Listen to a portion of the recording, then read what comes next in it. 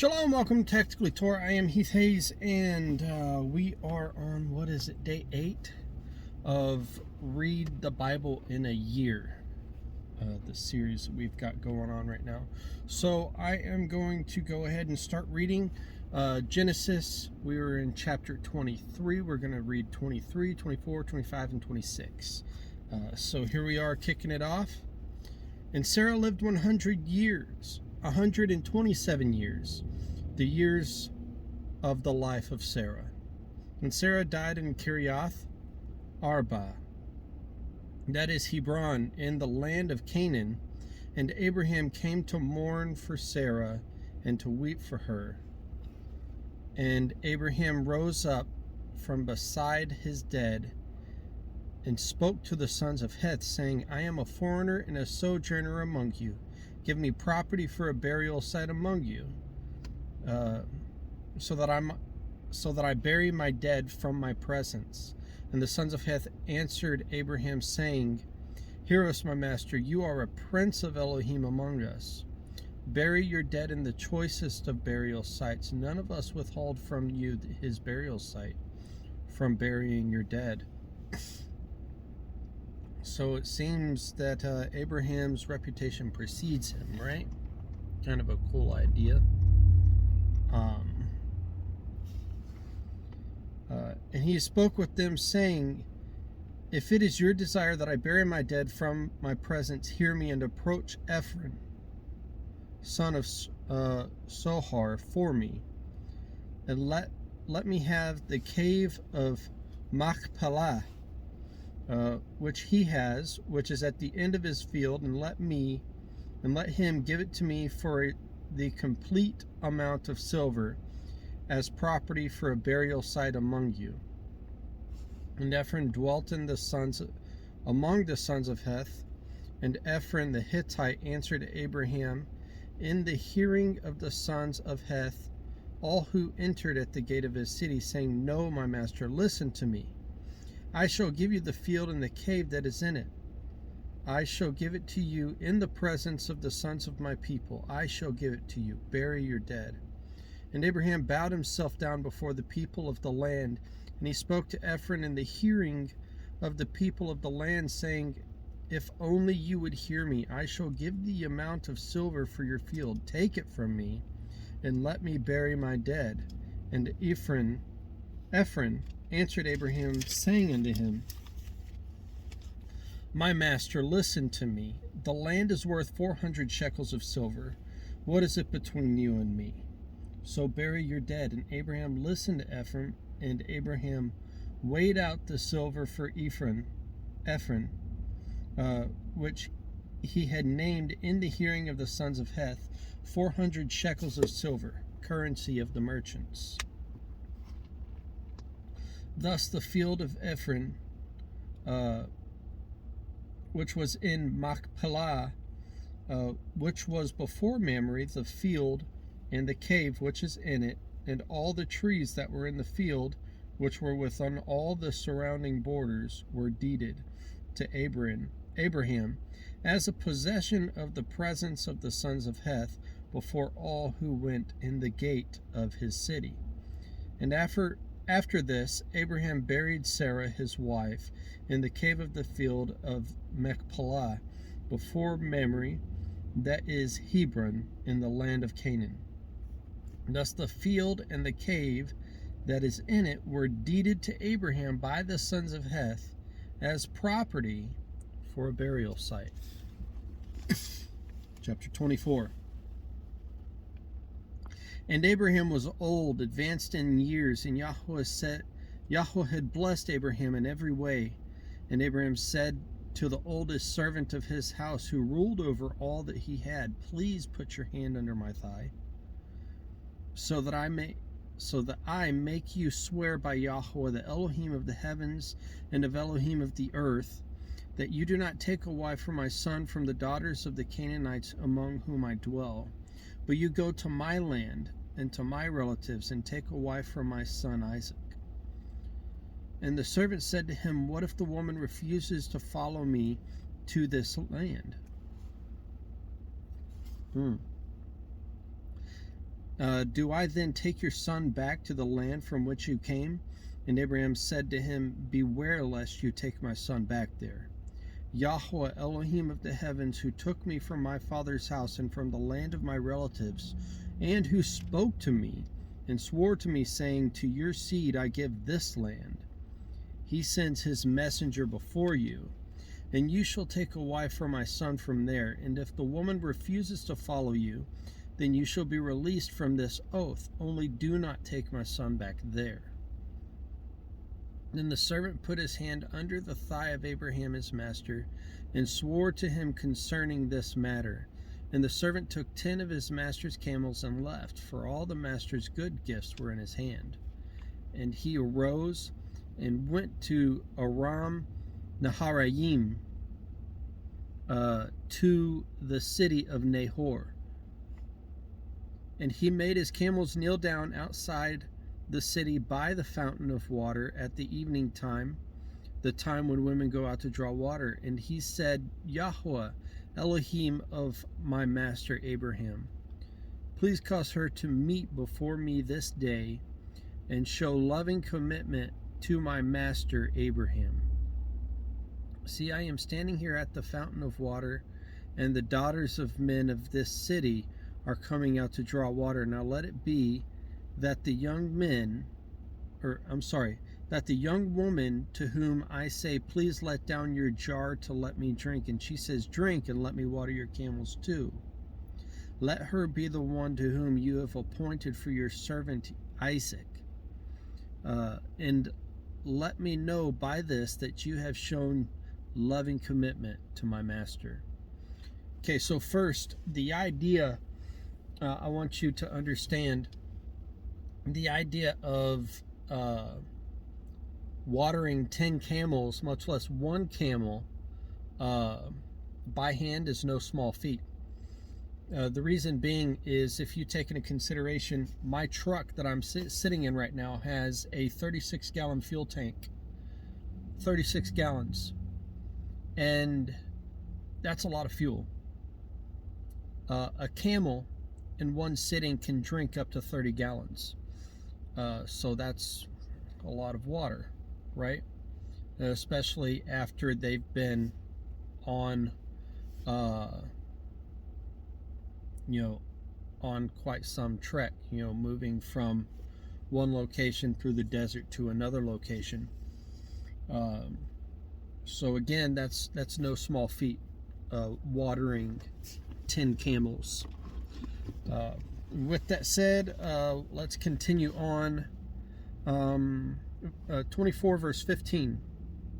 And it came to be, before he had ended speaking, that Ribkah, who was born to Bethuel son of Milcah, the wife of Nahor, Abraham's brother, came out with her jar on her shoulder. And the young woman was very good looking, a maiden, no man having known her. And she went down to the fountain and filled her jar and came up, and the servant ran to meet her and said, Please let me drink a little water from your jar. And she said, Drink, my master. And she hurried and let her jar down to her hand and gave him a drink. And when she had finished giving him a drink, she said, Let me draw water for your camels too, until they have finished drinking. So she did this. Rebecca, she watered those camels. And I'd imagine that was kind of a test, because he wanted to have a good, strong, reliable, hardworking woman with work ethic, right? So that's a pretty cool deal in how this servant of Abraham's operated with a little bit of wisdom, truly looking for the best wife, kind of like the idea of a Proverbs 31 woman for his master's son. And I think that's really cool. So verse 20, and she hurried and emptied her jar into the trough, ran back to the fountain to draw water, and drew for all his camels. And watching her, the man remained silent in order to know whether Yah had prospered his way or not. And it came to be, when the camels had finished drinking, that the man took a golden nose ring weighing half a shekel, and 2 bracelets for her wrists weighing 10 shekels of gold, and said, "Whose daughter are you? Please inform me. Is there room in your father's house for us to spend the night?" And she said to him, "I am the daughter of Bethuel, Milcah's son, whom she bore to Nahor." And she said to him, "We have both straw and fodder enough, and room to spend the night." And the man bowed down his head and worshipped Yahweh. And he said, "Blessed be Yahweh Elohim of my master Abraham, who has not forsaken his loving commitment and his truth toward my master." Praise Yah, right? "As for me, being on the way, Yahweh led me to the house of my master's brothers." Then the young woman ran and informed those of her mother's house these matters. And Rebekah had a brother whose name was Laban. And Laban ran out to the man to the fountain. And it came to be, when he saw the nose ring and the bracelets on his sister's wrists, and when he heard the words of his sister Ribkah, saying, "Thus the man spoke to me," that he went to the man and saw him standing by the camels at the fountain. And he said, "Come in, O blessed of Yahweh. Why do you stand outside? I myself have prepared the house and a place for the camels." So the man came into the house while he unloaded the camels, and provided straw and fodder for the camels, and water to wash his feet and the feet of the men who were with him, and set food before him to eat. But he said, "Let me not eat until I have spoken my word." And he said, "Speak on." And he said, "I am Abraham's servant, and Yahweh has blessed my master exceedingly, and he has become great. And he has given him flocks and herds, and silver and gold, and male and female servants, and camels and donkeys. And Sarah, my master's wife, bore a son to my master when she was old. And he has given to him all that he has. And my master made me swear, saying, 'Do not take a wife for my son from the daughters of the Canaanites, in whose land I dwell, but go to my father's house and to my relatives and take a wife for my son.' And I said to my master, 'What if the woman does not follow me?' But he said to me, 'Yahweh, before whom I walk, sends his messenger with you. And I shall prosper your way, and you shall take a wife for my son from my relatives and from my father's house. Then when you go to my relatives, you are to be released. Then when you go to my relatives, you are to be released from this oath. And if they do not give you to her, then you are released from my oath.' And this day I came to the fountain and said, 'Yahweh, Elohim of my master Abraham, please, if you are prospering the way in which I am going, see, I am standing by the fountain of the water. And when the young woman comes out to draw water, I say to her, please, give me a little water from your jar to drink. And she says to me, drink, and let me draw water for your camels too. Let her be the woman whom Yahweh has appointed for my master's son.' And I had not yet ended speaking in my heart. Then see, Rebekah, was coming out with her jar on her shoulder, and she went down to the fountain and drew water. And I said to her, please let me drink. And she hurried, and let her jar down from her shoulder and said, drink, and let me water your camels too. So I drank, and she watered the camels too. And I asked her and said, whose daughter are you? And she said, the daughter of Bethuel, Nahor's son, whom Milcah bore to him. Then I put the nose ring on her nose and the bracelets on her wrists, and I bowed my head and worshipped Yahweh and blessed Yahweh, Elohim of my master Abraham, who had led me in the true way to take the daughter of my master's brother for his son. And now, if you are going to show loving commitment and truth to my master, let me know, and if not, let me know, so that I turn to the right or to the left. And Laban answered Bethuel too, and said, the matter comes from Yahweh. We are not able to speak to you either evil or good. What a cool answer. Just something that we can glean from that, discernment and understanding of whether or not something is coming from the Most High. Like, if it's happening by the Most High, who are you to say anything, right? And that's kind of what they're doing there. And verse 51, he says, see, Ribkah is before you. Take her and go, and let her be your master's son's wife, as Yahweh has spoken. And it came to be, when Abraham's servant heard their words, that he bowed himself toward the earth before Yahweh. And the servant brought out ornaments of silver and ornaments of gold and garments, and gave them to Ribkah. He also gave costly gifts to her brother and to her mother. And he and the men who were with him ate and drank and spent the night. When they arose in the morning, he said, let me go to my master. But her brother and her mother said, let the young woman stay with us a few days, at least 10, then you go. And he said to them, do not delay me. Since Yahweh has prospered my way, let me go, so that I go to my master. And they said, let us call the young woman and ask her. So they called Rebekah and said to her, are you going with this man? And she said, I shall go. So they let go Rebekah, their sister, and her nurse, and Abraham's servant, and his men. And they blessed Rebekah, and said to her, let our sister become the mother of thousands of 10,000s, and let your seed possess the gates of those who hate them. Wow.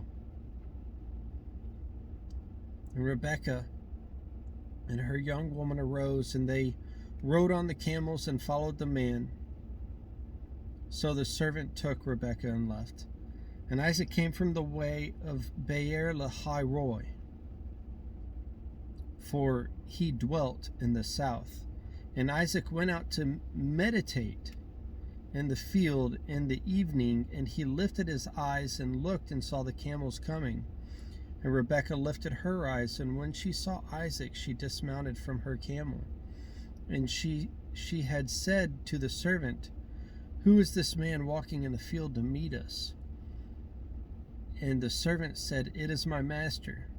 So she took a veil and covered herself, and the servant told Isaac all the matters he had done. And Isaac brought her into his mother Sarah's tent. And he took Rebekah, and she became his wife, and he loved her. Thus Isaac was comforted after his mother's death. Praise Yah. Okay, chapter 25. I'm sorry, this is a little bit of a longer reading, but we're just going to rock and roll right through it. Chapter 24 is 67 verses, so it's kind of crazy. But anyways, we got to stay on track if we're going to hit this, if we're going to hit, 365 days reading. Sorry, wasting time.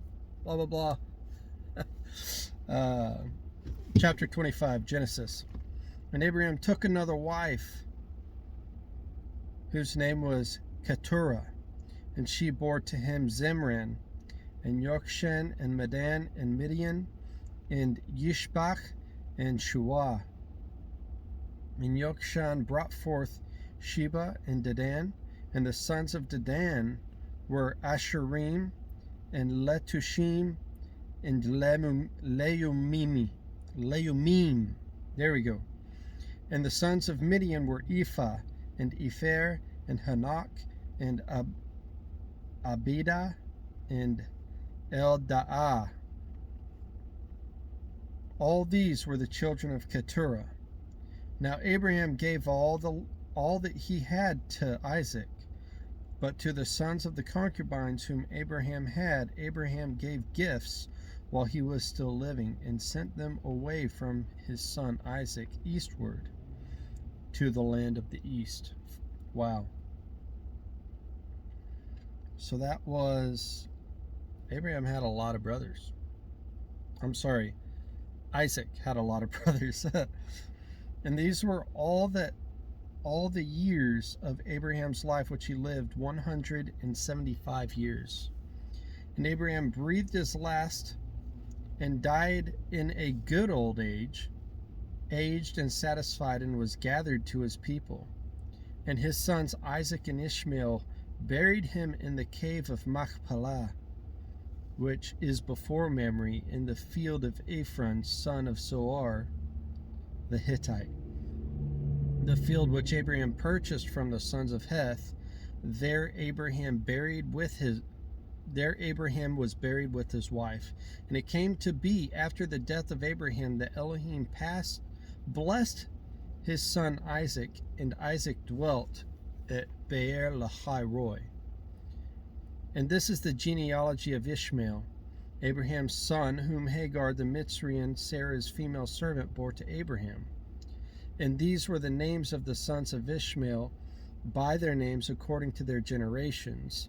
The firstborn of Ishmael, Nebaioth, then Kedar, and Adbeel, and Mibsam, and Mishma, and Duma, and Massa, Hadar, and Tema, Yetur, Naphish, and Kedemah.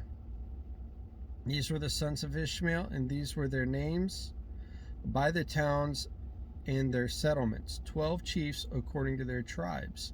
And these were the years of the life of Ishmael, 137 years, and he breathed his last and died, and was gathered to his people, and they dwelt from Havilah as far as Shur, which is east of Mitzrayim, as you go toward Ashur. He settled before all his brothers. And this is the genealogy of Isaac, Abraham's son. Abraham brought forth Isaac, and Isaac was 40 years old when he took Rebekah his wife, and the daughter of Bethuel, the Aramean of Padan Aram, the sister of Laban the Aramean. And Isaac prayed to Yahweh for his wife because she was barren, and Yahweh answered his prayer, and Rebekah his wife conceived. And within her the children struggled together, and she said, "If it is all right, why am I this way?" So she went to ask Yahweh. And Yahweh said to her, "Two nations are in your womb, and two peoples shall be separated from your body, and one people shall be stronger than the other, and the older shall serve the younger."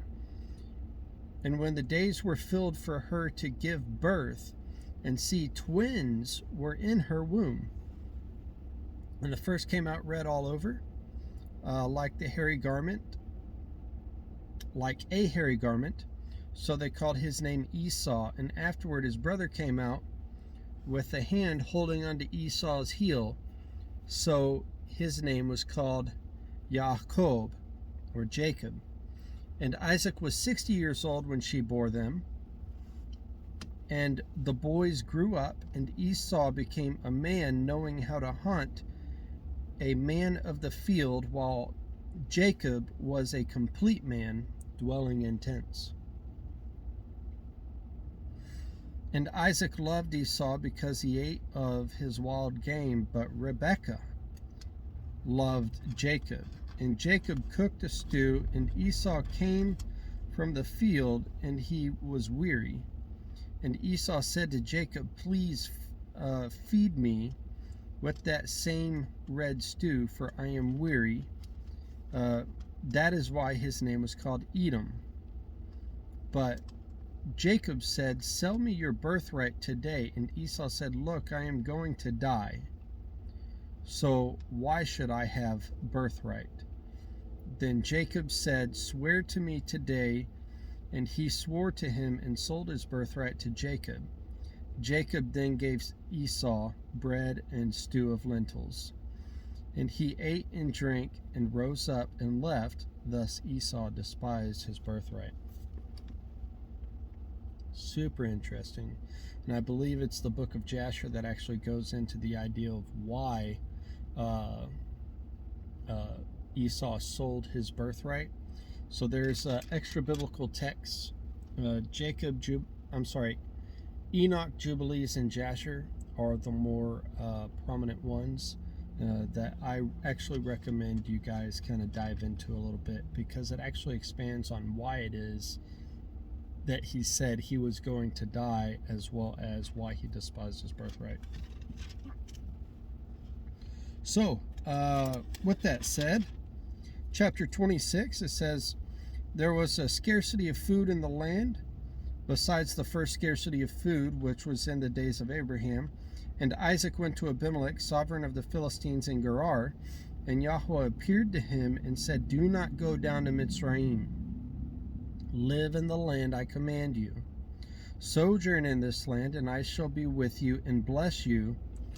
For I give all these lands to you and your seed, and I shall establish the oath which I swore to Abraham your father. And I shall increase your seed like the stars of the heavens, and I shall give all these lands to your seed, and in your seed all the nations of the earth shall be blessed. Because Abraham obeyed my voice and guarded my charge, my commands, my laws, and my Torah. Did you hear that? Because Abraham obeyed my voice and guarded my charge and my commands, my laws, and my Torah.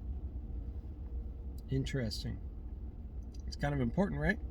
And Isaac dwelt in Gerar, however you say that. And when the men of the place asked about his wife, he said, she is my sister. So Isaac is doing this too. For he was afraid to say she was my wife, thinking lest the men of the place should kill me for Rebekah, because she is good looking. So apparently Rebekah was quite the babe as well. And it came to be, when he had been there a long time, that Abimelech, sovereign of the Philistines, looked through a window, and he watched and saw Isaac playing with Rebekah his wife. So Abimelech called Isaac and said, see, truly she is your wife. So how could you say she is my sister? And Isaac said to him, because I said, lest I die on account of her. And Abimelech said, what is this you have done to us? One of the people had almost lain with your wife, and you would have brought guilt on us. And Abimelech commanded all his people, saying, he who touches this man or his wife shall certainly be put to death. And Isaac sowed in the land and reaped in the same year 100-fold, and Yahweh blessed him. Reaped 100-fold of what he sowed. Wow. And the man grew great and went forward until he became very great. And he came to have possessions of flocks and possessions of herds and a great body of servants. And the Philistines envied him. And the Philistines had stopped up all the wells which his father's servants had dug in the days of Abraham his father, and filled them with dirt. And Abimelech said to Isaac, go away from us, you are much mightier than we. So Isaac went from there and pitched his tent in the Wadi Gerar and dwelt there. And Isaac dug again the wells of the water which they had dug in the days of Abraham his father, for the Philistines had stopped them up after the death of Abraham. And he called them by the names which his father had called them. But when Isaac's servants dug in the wadi and found a well of running water there, the herdsmen of Gerar strove with Isaac's herdsmen, saying, the water is ours. And they called the name of the well Esek, because they strove with him. And they dug another well, and they strove over that one too, and he called its name Sitnah. And he moved from there and dug another well, and they did not strive over it. And he called its name Rehoboth, and said, for now Yahweh has made room for us, and we shall be fruitful in the land. And from there he went up to Beersheba.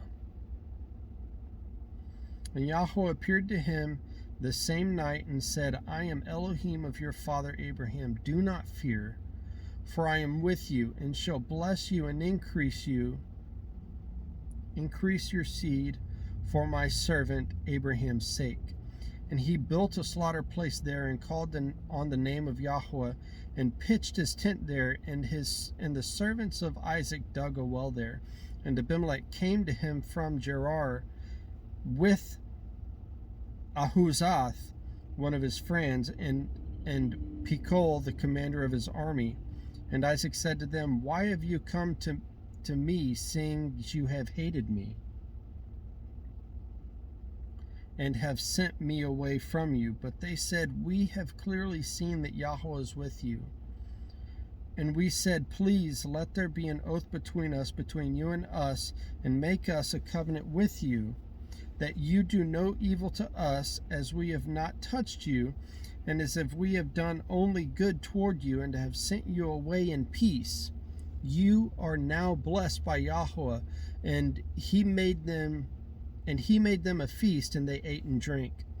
And they rose early in the morning and swore an oath with one another, and Isaac let them go, and they departed from him in peace. And on the same day it came to be that the servants of Isaac came and informed him about the well which they had dug, and said to them, We have found water. So he called it Sheba. Therefore the name of the city is Beersheba to this day.